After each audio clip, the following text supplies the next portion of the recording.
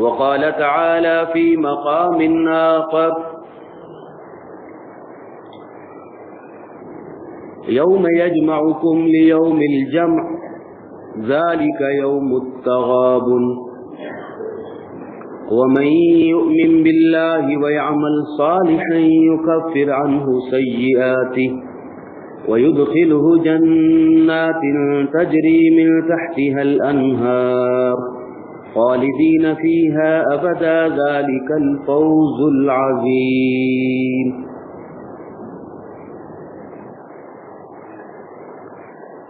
تمام قسم کی تعریفات، عبادات ایک اللہ وحدہ لا شریک کے لیے خاص ہیں۔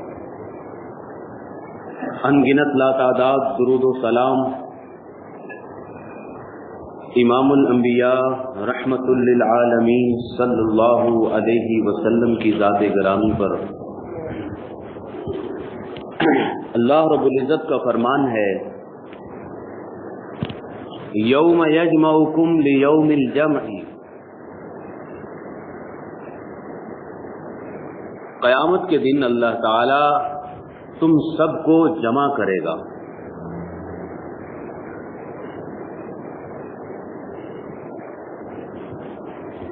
لیوم الجمع کیونکہ وہ جمع کرنے کا ہی دن ہے،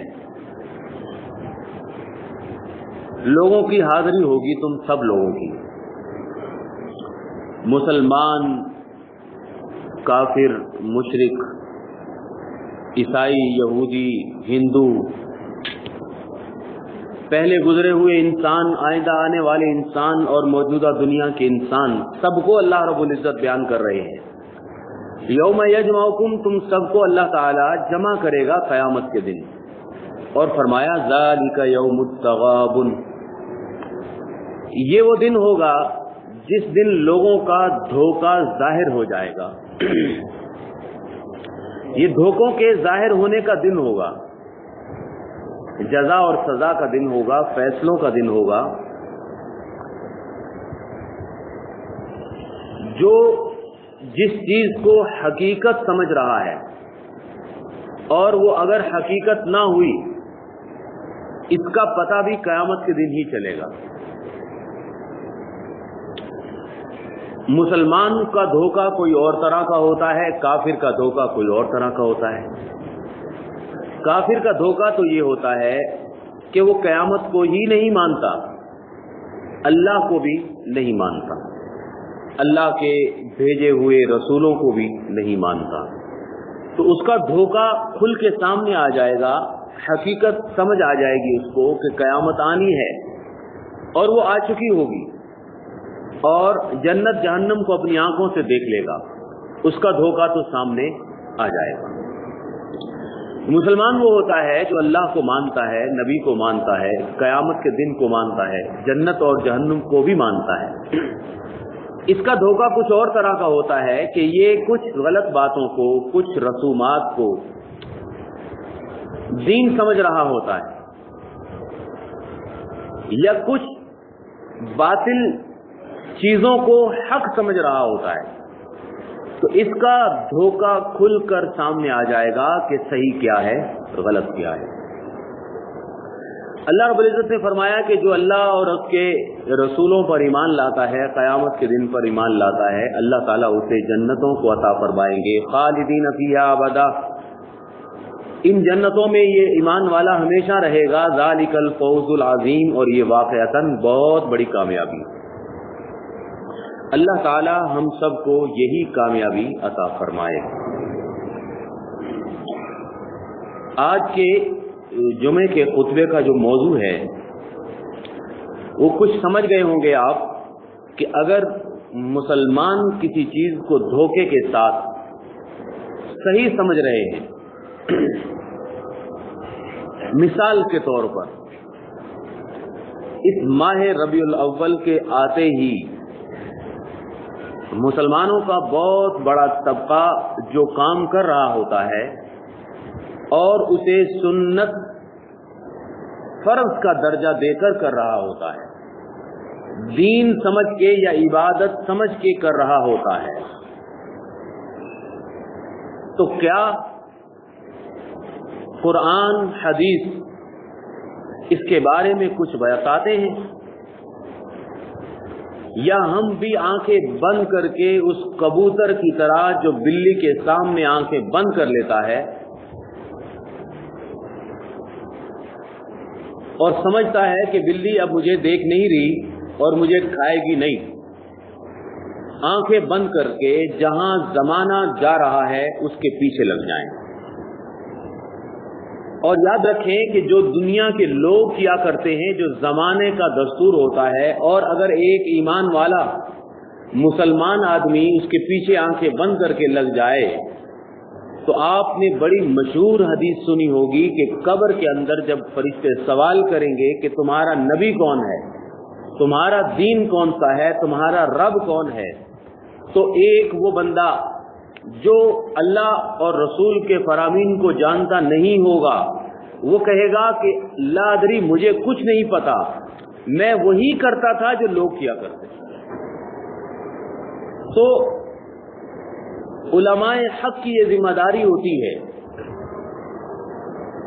کہ وہ جو دنیا کے لوگ کر رہے ہیں اسی زمانے کے ساتھ اپنے آپ کو چھوڑ نہ دے، بلکہ حق کیا ہے، صحیح بات کیا ہے وہ بتائے۔ اب سوال یہ پیدا ہوتا ہے اور سوال بہت اہم ہے، آپ اس بات کو اور اس موضوع کو، اس بیان کو غور سے سنیں اور سمجھنے کی کوشش کریں کہ ایک سوال ہمیں ہر طرف سے سنائی دیتا ہے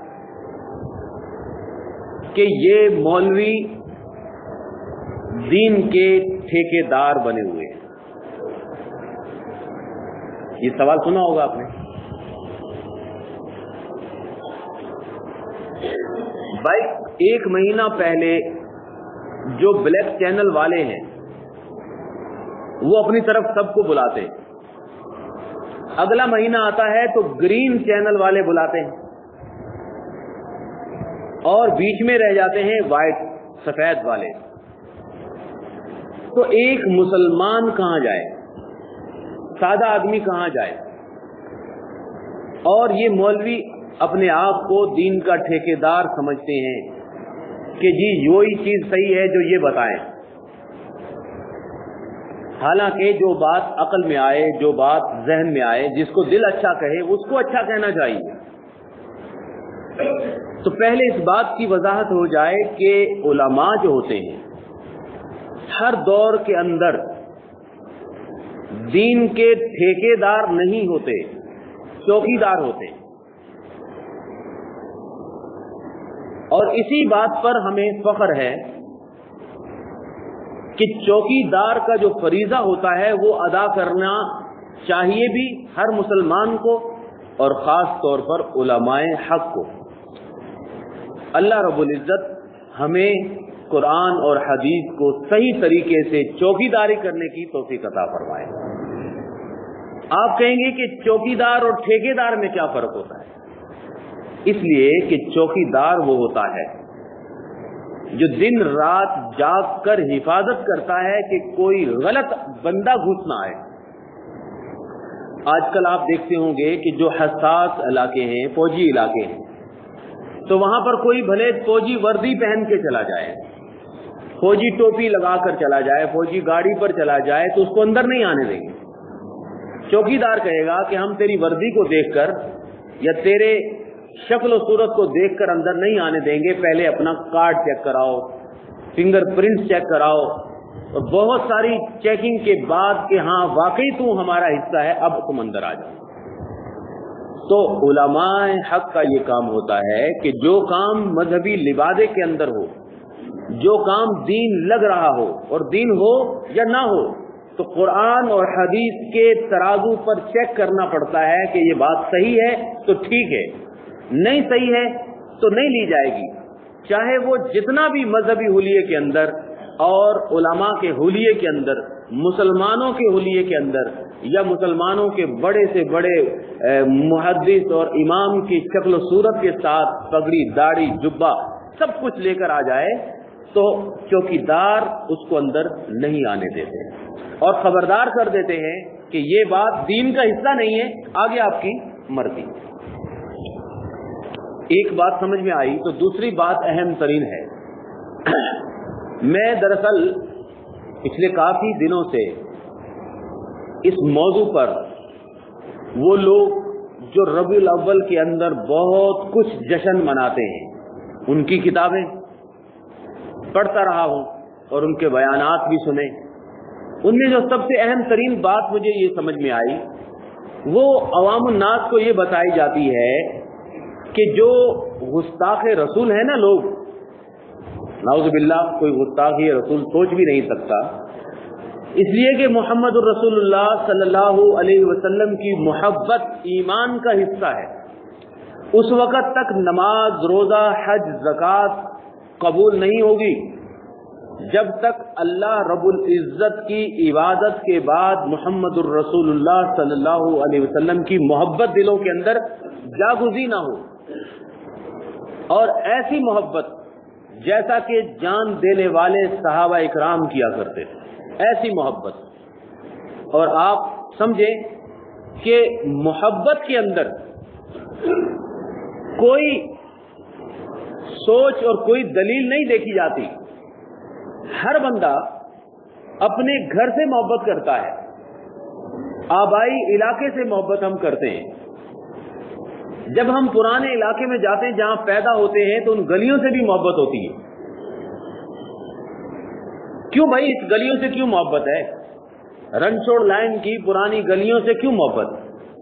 تو لوگ کہتے ہیں کہ جی یہاں ہمارا بچپن گزرا، پیدا ہوئے تھے بس۔ اس کی کوئی دلیل ولیل تو نہیں، بھی کیوں محبت ہے؟ اس لیے کہ بس محبت ہے۔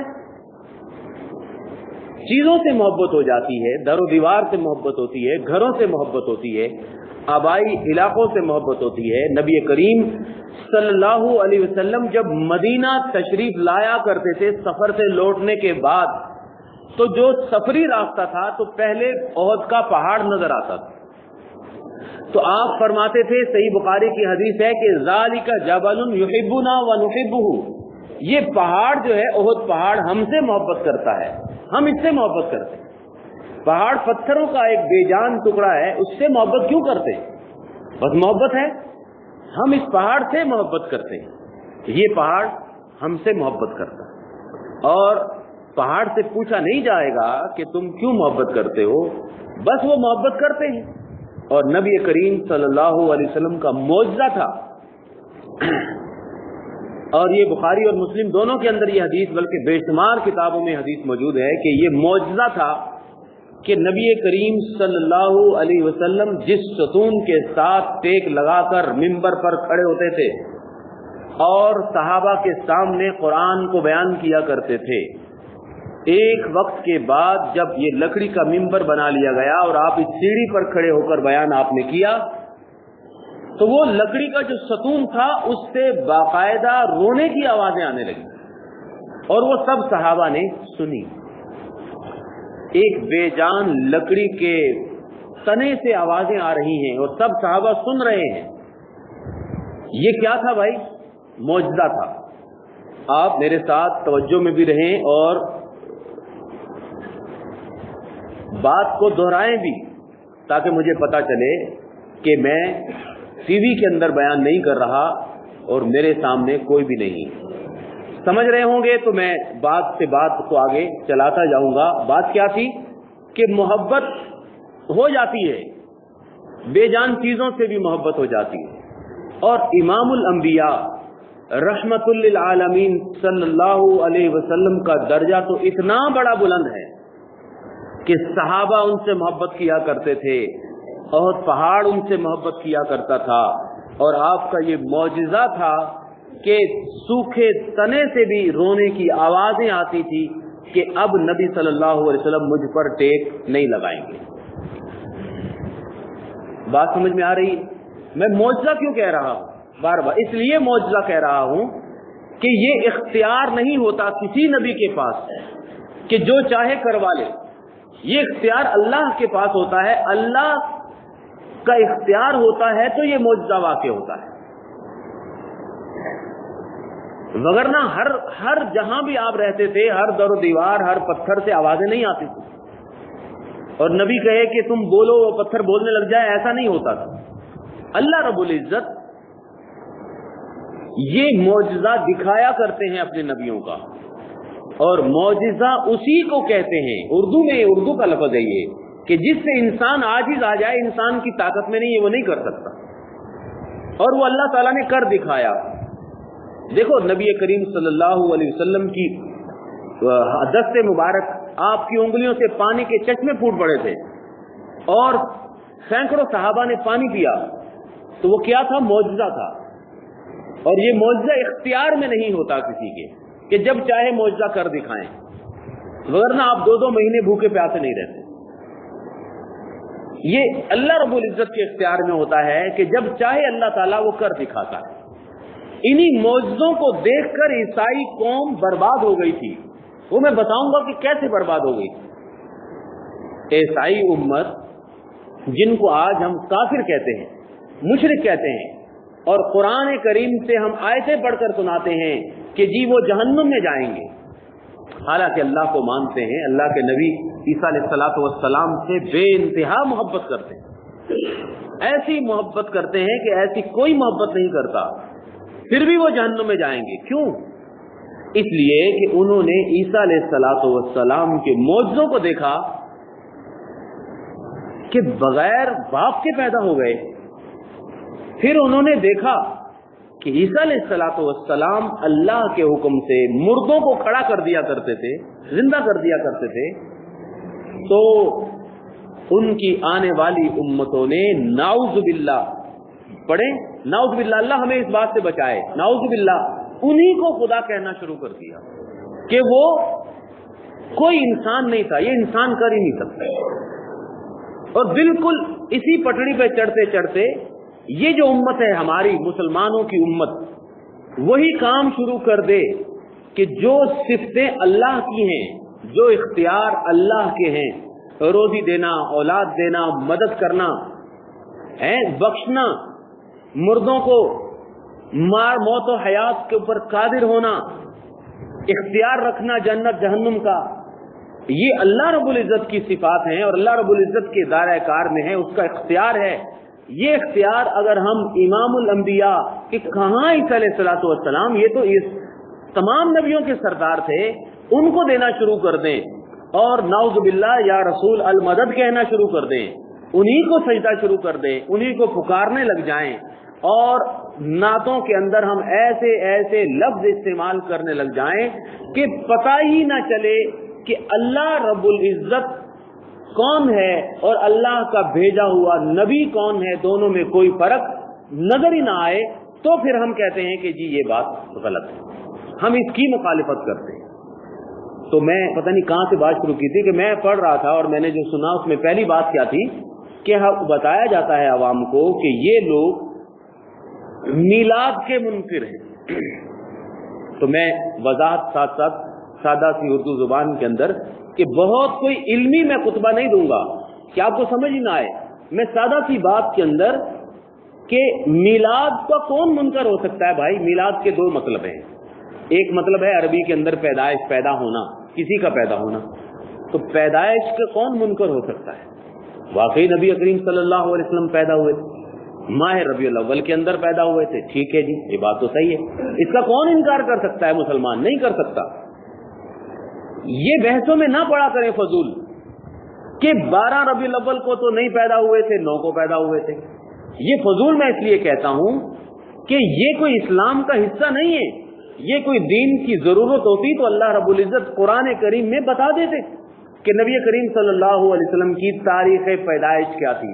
یہ صحابہ اکرام ان تاریخوں کے پیچھے نہیں لگا کرتے تھے، بس نبی صلی اللہ علیہ وسلم دنیا میں آ گئے، اور نبی صلی اللہ علیہ وسلم کی آمد مسلمانوں کے لیے بہت بڑی نعمت، پورے عالم اسلام کے لیے، پوری دنیا کے لیے، بلکہ رحمت للعالمین، سارے جہانوں کے لیے رحمت ہے، سب کے لیے رحمت ہے، وہ انسانوں کے لیے رحمت، غلاموں کے لیے رحمت، عورت ذات جو پستی کے اندر جکڑی ہوئی تھی، ظلم و ستم میں جکڑی تھی، ان کے لیے رحمت، جانوروں کے لیے رحمت، کافروں کے لیے رحمت تھے، اور مسلمانوں کے لیے رحمت تھے، سب کے لیے آپ رحمت کا باعث ہوا کرتے تھے۔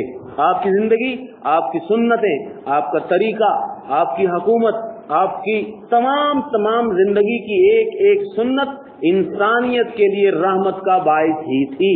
میں نے تو یہ گزشتہ جمعہ بتایا کہ آپ جو کھایا کرتے تھے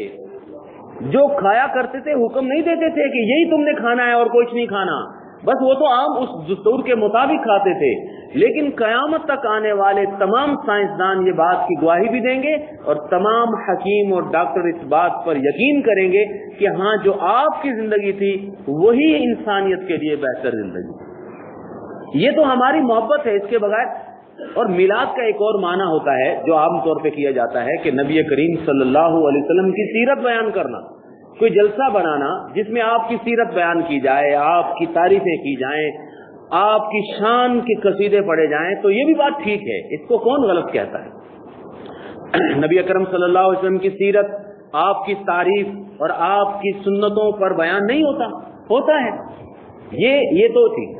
لیکن جو ہم مخالفت کرتے ہیں، اور میرے پاس وقت بہت تھوڑا رہ گیا، بتاؤں گا کہ علماء اہل حدیث جو ہیں وہ بھی یہی کہتے ہیں، اور سنجیدہ علماء دیوبند جو ہیں وہ بھی بالکل یہی بات کرتے ہیں، اور اللہ تعالی جزائے خیر عطا فرمائے۔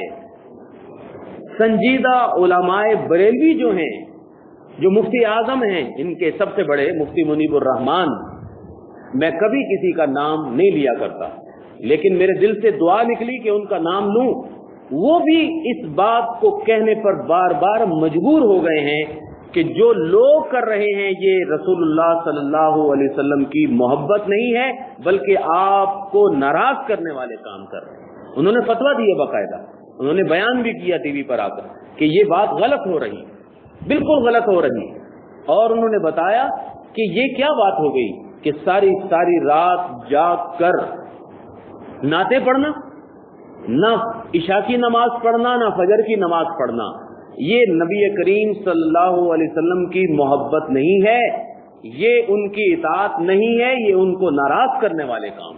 کھل کر انہوں نے تفصیلات ایک ایک بات کے اوپر، اور ان کے ایک بہت بڑے کراچی کے عالم ہیں مفتی اکمل صاحب، انہوں نے تفصیل سے باتیں کی اور امت کے درد مند لوگوں کو جگایا، اور آنکھوں سے آنسو روانہ ہوتے ہیں ان کی بات سن کر کہ امت جہاں تباہی اور بربادی کے دہانے پر جا رہی ہے، جس طرح عیسائیوں کے نقش قدم پر جا رہی ہے، اس کو روکنا چاہیے۔ نہیں تو میں نے کہا کہ جو چوکیدار قسم کے علماء ہیں ان کو بولنا چاہیے کہ بھائی اس بربادی سے بچو، بربادی سے بچو۔ وہ فرماتے ہیں کہ جس مسلمانوں کے غریب ملک کے اندر گھروں میں بیٹیاں بیٹھی ہوں کہ ان کی شادیوں کی رقم ہمارے پاس نہیں ہے، ماں باپ کے پاس، اور بچیاں بغیر شادی کی کنواری بیٹھی ہیں کہ ماں باپ ان کی شادی باعزت طریقے سے نہیں کر سکتے۔ آپ اس بات کو سمجھیں، اس ملک کے اندر ایک ایک چوک کے اوپر 40-40 لاکھ کا چراغاں کرنا یہ نبی کو خوش کرنے والی بات نہیں ہے، ناراض کرنے والی بات۔ یہ اللہ رب العزت ناراض ہوتا ہوگا کہ اللہ کی دی ہوئی نعمتوں کو یوں ضائع کیا ہے۔ اور اب مقابلہ ہوتا ہے کہ تمہارے رنچوڑ لائن میں 40 لاکھ لگے تو ہمارے کھارا گھر میں 1.5 کروڑ کی چراغاں کریں گے، اور آپ کی اگر 1.5 کروڑ کی ہوگی تو ہم شاہ فیصل میں 2 کروڑ کی چراغاں کریں گے۔ بھائی ہماری محبت ہے نبی سے، تو اگر یہ محبت ہے تو پھر اس محبت میں نے کہا کہ یوم یجمعکم، اللہ رب العزت فرماتے ہیں کہ تمہیں قیامت کے دن اکٹھا کروں گا میں، ذالک یوم التغابن، اور یہ دھوکوں کے واضح ہونے کا دن ہوگا۔ عیسائی نبی کی محبت میں، عیسیٰ علیہ السلام کی محبت میں اپنے نبی کا جو میلاد مناتے ہیں کرسمس کے نام پر، ان کو بھی سمجھ میں آ جائے گا، اور جو آج کل مسلمان کیا کرتے ہیں ان کو بھی سمجھ میں آ جائے گا کہ ہم غلط کر رہے تھے۔ پیارے نبی صلی اللہ علیہ وسلم نے اپنی امت کو جو آخری موقعوں کے اوپر نصیحتیں فرمائی تھیں، ان میں ایک اہم ترین نصیحت تھی، وہ ہم سب کے لیے ہے۔ آپ نے فرمایا تھا کہ خبردار تم یہودیوں اور عیسائیوں کے نقش قدم پر نہ چلنا۔ میں پریشان یہ ہوں کہ وقت صرف 15 منٹ ہے اور بات بہت لمبی ہے، لیکن میں زیادہ وقت نہیں لے سکتا۔ ایک بات کو سمجھے، بس 2-4 سمجھ کی باتیں اور پورا بات ہو جائے گی۔ نبی صلی اللہ علیہ وسلم نے کیا فرمایا تھا کہ تم یہودیوں اور عیسائیوں کی مشابہت قطعاً نہ کرنا. فرمایا تھا کہ وَمَن يَتَوَلَّهُم مِّنْهُمْ فَإِنَّهُ مِنْهُمْ وَمَن يَتَوَلَّهُم، جو خبردار، اللہ رب العزت نے بیان فرمایا کہ ان سے دوستی لگائے گا عیسائیوں سے، اس کا شمار عیسائیوں کے اندر ہی ہوگا. رسول اللہ صلی اللہ علیہ وسلم نے بیان فرمایا تھا من تشبہ بقوم فہو منہم، جو جس قوم کے ساتھ مشابہت کرے گا انہی جیسا ہوگا. اور آپ کو پتا ہے کہ برتھ ڈے کا جو کلچر ہے وہ انگریزوں کا ہے، عیسائیوں کا ہے، وہ مسلمانوں کا نہیں. کوئی ہم اپنے گھروں کے اندر اپنے بچوں کی سالگرہ نہیں مناتے، صحابہ اکرام نہیں منایا کرتے. اپنے بچوں کی بات کر رہا ہوں پہلے کہ ہمارے کلچر میں اپنی سالگرہ، کیا مولانا صاحب آپ فون کریں کہ آپ کی سالگرہ کب ہوتی، پتہ ہی نہیں ہمیں کب ہوتی سالگرہ. بھائی کون سا دن ہے برتھ ڈے کا ہمیں اپنا نہیں معلوم ہوتا. کیوں؟ مسلمانوں کے کلچر میں یہ بات تھی نہیں. اور آپ کو بتاؤں کہ عیسائی بھی چونکہ پہلے مسلمان تھے تو عیسائی انجیل کے اندر بھی کوئی ایسا حکم نہیں ہے کہ عیسائی قوم کے اندر بھی برتھ ڈے کا کوئی کلچر نہیں تھا. انہوں نے فرعون سے یہ مصریوں سے لیا، اور مصر کا فرعون جو تھا بادشاہ، وہ اپنا سالگرہ منایا کرتا تھا، میلہ لگایا کرتا تھا. یوم الدین قرآن کا ذکر ہے کہ وہ بہت بڑا اپنی سالگرہ مناتا تھا. رومیوں اور یہ یونانیوں بت پرستوں سے عیسائیوں نے لے لی سالگرہ، اور عیسائیوں کے اندر انگریزوں میں آج ہر بندے کی 21ویں 60ویں اور 100ویں سالگرہ بھی مناتے. کیوں بھائی؟ ان کا کلچر ہے. مسلمانوں میں یہ چیز نہیں تھی. اب مسلمانوں نے کچھ عرصے پہلے، بس 1933 40 20 یہ انگریزوں کا دور جب ہندوستان کے اندر، روزانہ تنگ ہو جاتے تھے. اور آپ میں کوئی بزرگوں سے پوچھنا کہ آج جی ہندوؤں کی دیوالی کا جلوس نکل رہا ہے، آج سکھوں کے دسہرے کا جلوس نکل رہا ہے، آج فلاں جلوس انگریزوں نے پھر ان کو اجازت دی ہوئی تھی کہ بھائی آپ کا مذہبی حق ہے، آپ جلوس نکالیں. اور پھر وہ جو بلیک چینل والے ہیں پچھلے مہینے محرم والے، وہ بھی جلوس نکالتے تھے. انگریزوں نے ان کو بھی حق دیا ہوا تھا. تو جو مسلمان تھے، اہل سنت والجماعت تھے، انہوں نے کہا کہ یہ جو روز روز ہمارے بازار بند کرواتے ہیں ہندو، سکھ، رافضی، ہم بھی کچھ کریں نا، کیا کریں؟ تو مشورہ یہ کیا بعض لوگوں نے کہ ہم بھی کوئی نہ کوئی تو جلوس نکالیں، اور نبی کریم صلی اللہ علیہ وسلم کے نام پر، آپ کی میلاد کے نام پر یا 12 وفات کے نام پر کچھ نہ کچھ رونق میلہ ہو جائے. تو پھر انہوں نے یہ جلوس نکال دیا لاہور میں. اس کے بعد انگریزوں سے اجازت نامے مل گئے کہ جی ان کا مذہبی حق ہے، ان کا بھی حق ہے. تو آپ دیکھا دیکھی میں، ضد بازی میں جلوس نکالتے ہو تو ٹھیک ہے بھائی، یہ کوئی قرآن و حدیث کا مطالبہ تو نہیں کہ جلانے کے لیے کیا جائے. ایسی کوئی عبادت ہوتی ہے کہ جو لوگوں کو دکھانے اور جلانے کے لیے کی جائے؟ ایسی کوئی عبادت نہیں ہوتی. تو قرآن کریم کی آیت اور نبی صلی اللہ علیہ وسلم کے فرمان سے پتہ چلا کہ جو جس قوم کی مشابہت کرے گا انہی میں سے ہوگا. اور رسول اللہ صلی اللہ علیہ وسلم نے فرمایا لوگوں خبردار، لَتَتَّبِعُنَّ سُنَنَ مَنْ كَانَ قَبْلَكُمْ، تم ضرور بضرور عیسائیوں کے پیچھے چلو گے. یعنی آپ نے قیامت کی نشانی بتائی کہ تم واقعی یہ کرو گے. پوچھا اے اللہ کے رسول کیسے؟ آپ نے فرمایا کہ جیسے ایک چپل دوسری چپل کے ساتھ مشابہ ہوتی ہے نا، ایک بالش دوسرے بالش کے، ایسے تم ان کے ساتھ چلو گے پیچھے. بس وہ چراغاں کریں گے تو ہم بھی کریں گے، کرسمس پہ وہ درخت سجائیں گے تو ہم اپنی عمارتیں سجائیں گے. کیوں بھائی؟ وہ کر رہے ہیں نا اپنے نبی کا میلاد، اور چراغاں کرتے ہیں، اور چراغاں رات کو ہی ہوتا ہے، اصل مزہ رات کو ہی آتا ہے، تو ہم بھی کریں گے. اور نبی صلی اللہ علیہ وسلم نے فرمایا کہ تم ضرور کرو گے. تو میں نے یہ سمجھا اس حدیث سے کہ جتنا مرضی ہم بولتے رہیں، اور یہ بدعات قیامت کے قریب بڑھتی چلی جائیں گی. ایک وقت آئے گا کہ بس یہی دین کی نشانی رہ جائے گی، بس وہ کرو گے، کیونکہ یہ قیامت کی نشانی کبیرہ گناہ ہے. یہ آپ سمجھتے قیامت کی نشانیاں کیا ہوتی ہیں؟ آپ نے فرمایا کہ لوگ ماں باپ کی نافرمانی کریں گے. کیا مطلب؟ کرنے شروع کر دیں ہم؟ نہیں بھائی نہیں، یہ کبیرہ گناہ ہے، ایسا نہیں کرنا. آپ نے یہ بتایا کہ لوگ کریں گے، آپ نے نہیں کرنا. جو ڈرتا ہے یوم التغابن سے، قیامت کے دن سے، کہ میرا حساب و کتاب اللہ کے سامنے ہوگا، تو وہ کبیرہ گناہوں سے بچتا ہے. آپ نے کبیرہ گناہوں کی علامت بتائی کہ تم ایسے ایسے یہودیوں عیسائیوں کے پیچھے چلو گے. تو چل نہیں رہے. اس بات کو بتانا ضرورت نہیں ہے. آپ سب آنکھیں رکھتے ہیں اور دیکھتے ہیں کہ کیسے کیسے یہودیوں کی عیسائیوں کے پیچھے چلا جا رہا ہے۔ پیارے نبی صلی اللہ علیہ وسلم نے ایک حدیث بیان فرمائی تھی، جب بھی یہ آپ حدیثیں پڑھیں گے کہ آپ نے فرمایا والانا عیدان، ہماری دو عیدیں ہیں، ہر قوم کی ایک عید ہے، ہماری دو عیدیں ہیں۔ عیسائیوں کی ایک عید ہوتی ہے، ہندوؤں کی ایک، یہودیوں کی، ہماری کتنی عیدیں بھائی؟ دو عیدیں۔ پیارے نبی صلی اللہ علیہ وسلم نے فرمایا کہ ہماری دو عیدیں۔ اب دو عیدوں کو کوئی کہے کہ کیا ہو گیا کہ 4 کر لو، 5 کر لو، تو نہیں، جو چوکیدار ہیں وہ کہیں گے کہ نہیں، نبی صلی اللہ علیہ وسلم نے فرمایا کہ دو عیدیں ہیں، تو لہذا دو عیدیں ہی رہیں گی، جو تیسری ہوگی وہ عید نہیں ہوگی، وہ کچھ اور ہوگا۔ اب پیارے نبی صلی اللہ علیہ وسلم نے فرمایا کہ ہماری 5 نمازیں ہیں، آپ کہیں کہ 6 پڑھا کریں گے آپ، تو کون منع کرے گا ان کو؟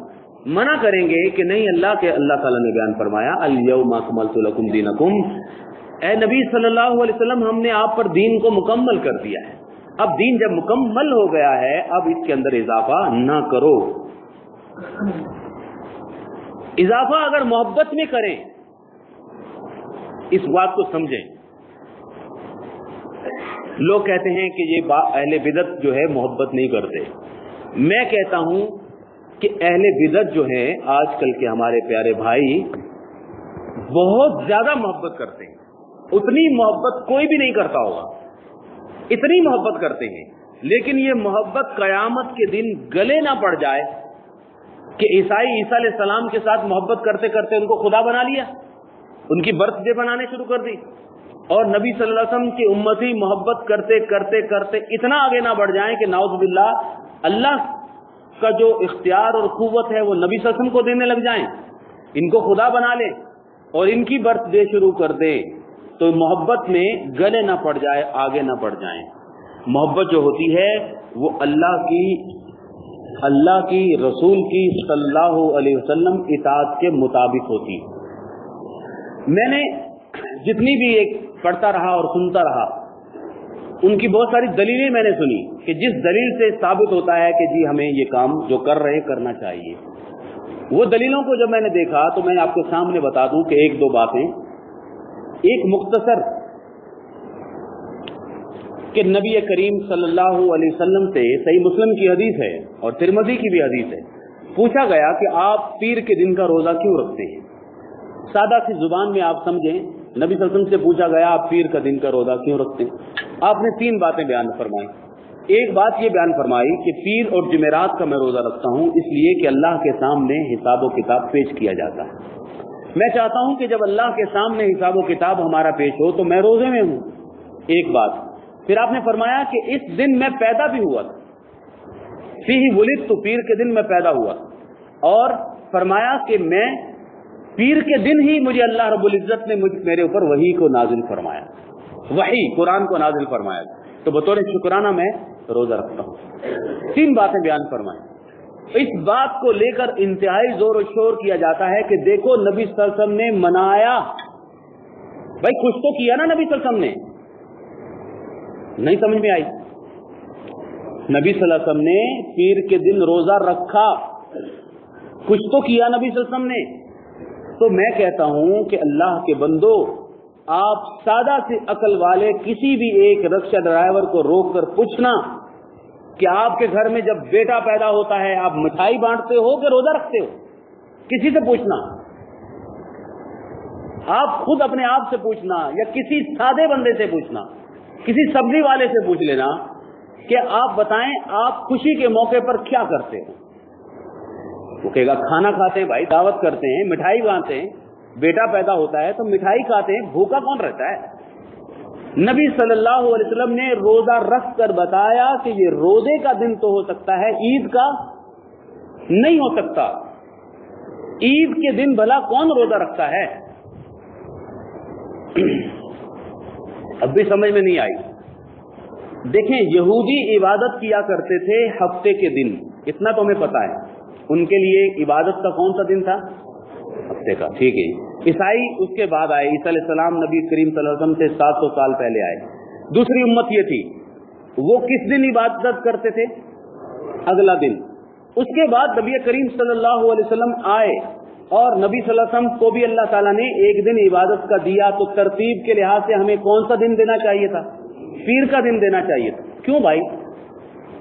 اس لیے کہ ترتیب یہی کہتی ہے کہ پیر کے دن ہم عید کریں اور خوشی منائیں اور جمعہ بیان کریں، دین کا کام کریں۔ یہ جمعہ بھی چھوٹی عید ہوتی ہے، لیکن اللہ رب العزت نے ہمیں ترتیب بدل دی، ہماری پیچھے واپس لے گئے جمعے کے دن۔ نہ ہو سکتا ہے کہ 1500 سال کے بعد کوئی لوگ پیدا ہو جائیں اور وہ کہیں کہ دیکھو پیر کے دن ہم اس لیے خطبہ پڑھتے ہیں اور یہ جو آج کر رہے ہیں ایسا کرتے ہیں کہ پیر کے دن نبی صلی اللہ علیہ وسلم پیدا ہوں، اسی لیے ہم اس دن جشن منایا کریں گے۔ اور ایک بات یہ ہے کہ محبت کا تقاضا یہ ہوتا ہے کہ جو محبوب کرے وہی ہم کریں۔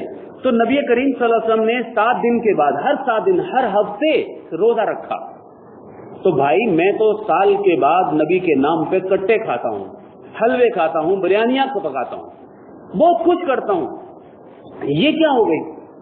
آپ صلی اللہ علیہ وسلم بھوکا رہیں، پیاسے رہیں، روزہ رکھیں اور میں ان کے نام پر جشن مناؤں، کھاؤں پیوں، تو یہ میری دلیل نہیں بن سکتی، کبھی بھی نہیں بن سکتی۔ ایک دلیل مجھے یہ سمجھ میں آئی، ایک بات بہت مشہور بیان کیا جاتا ہے کہ ابو لہب ایک مشرک تھا، آپ سب جانتے ہیں، نبی صلی اللہ علیہ وسلم کا چچا تھا، اور کہتے ہیں کہ جی نبی صلی اللہ علیہ وسلم کے پیدائش کی جب ان کو خبر ملی، پتہ لگا کہ آپ کا مرحوم بھائی عبداللہ کے ہاں بیٹا پیدا ہوا ہے، تو انہوں نے کہا کہ لونڈی کو کہ تم آزاد ہو جاؤ، خوشی منائی تھی اس نے، تو اس وجہ سے اللہ نے قیامت کے دن ان کے اوپر عذاب کو ہلکا کر دیا، یعنی جہنم میں تو گیا لیکن عذاب کو ہلکا ہو گیا۔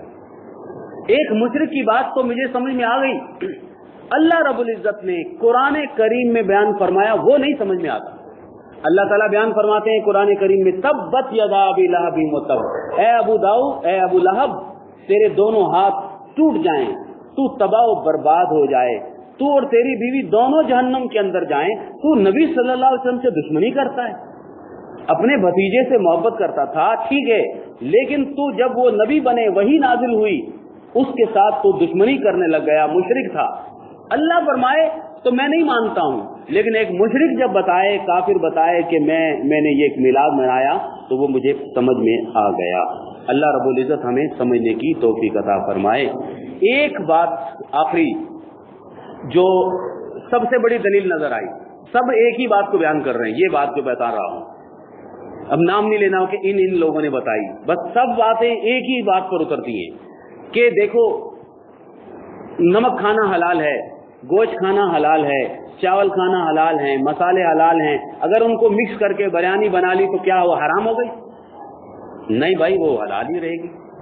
پھر یہ نمازیں پڑھنا جائز ہے، نبی صلی اللہ علیہ وسلم کی تعریفیں کرنا بھی درست کام ہے، صدقہ و خیرات کرنا بھی درست کام ہے، فلاں کام بھی درست کام ہے، اگر ہم نے یہ سب کام مکس کر کے ایک دن کر لیا تو کیا گناہ ہو گیا؟ یہ سب سے بڑی دلیل۔ اور سب سے بڑی دلیل یہ ہے کہ اگر ہم نے نبی صلی اللہ علیہ وسلم کی شان میں محبت میں یہ کام کر لیا تو کیا حرج ہے؟ یہ ایک سب سے بڑی دلیل ہے، کیا حرج ہے؟ تو اس کا میں سادہ سا بات بتاؤں کہ حرج کوئی بھی نہیں ہے بھائیو، بس اتنا سا ہے کہ یہ نبی صلی اللہ علیہ وسلم نے کام نہیں کیا۔ حرج یہ ہے کہ یہ ابوبکر صدیق، صحابہ اکرام، عمر فاروق نے کام نہیں کیا تھا۔ یہ حرج اتنا ہے کہ ان کے بعد محدثین نے بھی یہ کام نہیں کیا تھا۔ حرج یہ ہے کہ جن ائمہ کی ہم تقلید کرتے ہیں، امام ابو حنیفہ، امام شافعی، امام احمد بن حنبل، امام مالک، انہوں نے بھی یہ کام نہیں کیا تھا۔ حرج یہ ہے کہ جن بزرگوں کا نام لیا جاتا ہے، عبد القادر جیلانی رحمہ اللہ، انہوں نے بھی یہ کام نہیں کیا۔ جب یہ کام انہوں نے نہیں کیا تھا تو پھر مجھے یہ کام ان سے بڑھ کر آگے نہیں کرنا چاہیے۔ اور حرج یہ ہے کہ بدعت خوبصورت ہوتی ہے، پیاری ہوتی ہے، لیکن اس کے اوپر کام کرنے سے نقصان زیادہ ہوتا ہے، فائدہ کم ہوتا ہے۔ اب میں یہ جو آپ کے سامنے فتویٰ پڑھنے لگا ہوں، یہ مفتی منیب الرحمان صاحب نے جنگ اخبار میں بھی لکھا اور بیان بھی کیا۔ مفتی اکمل جو ہیں یہ بریلویوں کے سب سے بڑے عالم ہیں کراچی کے، اور میرے خیال میں میمن طبقے کے بڑے معروف عالم ہیں، انہوں نے بھی یہ لکھا فتویٰ، وہ بیان کر رہے ہیں۔ میں جو آپ کے سامنے پڑھ کر سنا رہا ہوں کہ دکانوں، سڑکوں پر گھروں سے زبردستی چندہ وصول کرنا یہ جائز نہیں ہے۔ سڑکیں بند کر کے، راستے بند کر کے، لاؤڈ اسپیکر کا شور کر کے لوگوں کو ایذا اور تکلیف دینا یہ نبی صلی اللہ علیہ وسلم سے محبت نہیں ہے۔ بجلی کی لائٹنگ اور چراغاں کر کے فضول خرچی کرنا یہ نبی صلی اللہ علیہ وسلم کی محبت نہیں ہے۔ جشن کے نام سے محبت کے اندر فرض نمازیں اور باجماعت نمازیں چھوڑ دینا بتا رہے ہیں وہ جو سنجیدہ علماء ہیں کہ یہ محبت نہیں ہے۔ بھنگڑے، میوزک، مٹھائی اور ہلڑ بازی کرنا اور گانوں کی طرز کے اوپر نعتیں بنا کر نبی صلی اللہ علیہ وسلم کی شان بیان کرنا، یہ آپ کی محبت نہیں ہو سکتی۔ بے پردہ عورتیں جلوس کی رونق بن جائیں اور مرد و زن کا اختلاط ہو جائے، یہ پیارے نبی صلی اللہ علیہ وسلم کی سنت نہیں ہو سکتی، یہ آپ کو شدید ناراض کرنے کا باعث بن سکتی ہے۔ اور آپ سمجھ رہے ہیں کہ میں ایک حدیث بیان کروں، مسند احمد اور تمام صحاح ستہ کے اندر یہ روایت بیان ہے۔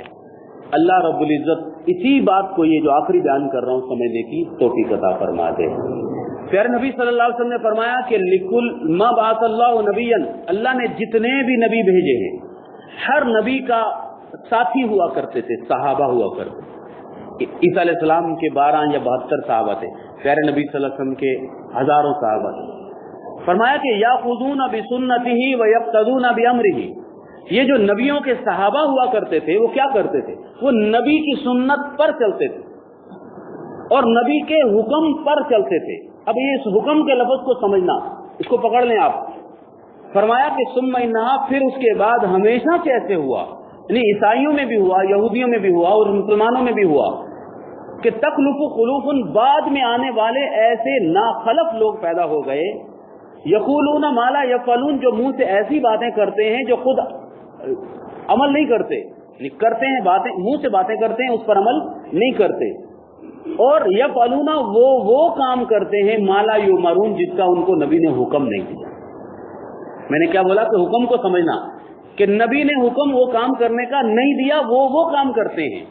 تو بھلا مزاروں پر عرس، چراغاں اور نبی صلی اللہ علیہ وسلم کی برتھ ڈے کا حکم آپ نے نہیں دیا، تو وہ کام ہم کرنے شروع ہو گئے، اپنی ایجاد کردہ دین، دعوے، محبت اور عشق کی باتیں کرنے شروع ہو جائیں گے۔ صحیح ہے، یہ بات سمجھ میں آ گئی کہ لوگ کریں گے۔ اب رسول اللہ صلی اللہ علیہ وسلم نے بتایا کہ تم کیا کر رہو ہو، لوگوں تم کیا کرنا۔ آپ نے فرمایا ومن جاہدہم بیدہ فہو مؤمن، پہلے نمبر کا مومن وہ ہوتا ہے کہ جو ایسی فحاشی کو، ریانی کو، بے حیائی کو، بدعتوں کو اپنے ہاتھ سے روکتا ہے، وہ مومن ہوتا ہے۔ ومن جاہدہم بلسانہ، جو زبان سے روکتا ہے وہ مومن۔ ومن جاہدہم بقلبہ، جو دل سے نفرت کرتا ہے وہ مومن، وہ مومن ہے۔ آگے فرمایا کہ فما وراء ذالک حبۃ خردل من ایمان، اس کے بعد رائی کے دانے کے برابر ایمان نہیں ہوگا۔ وآخر دعوانا ان الحمد للہ رب العالمین۔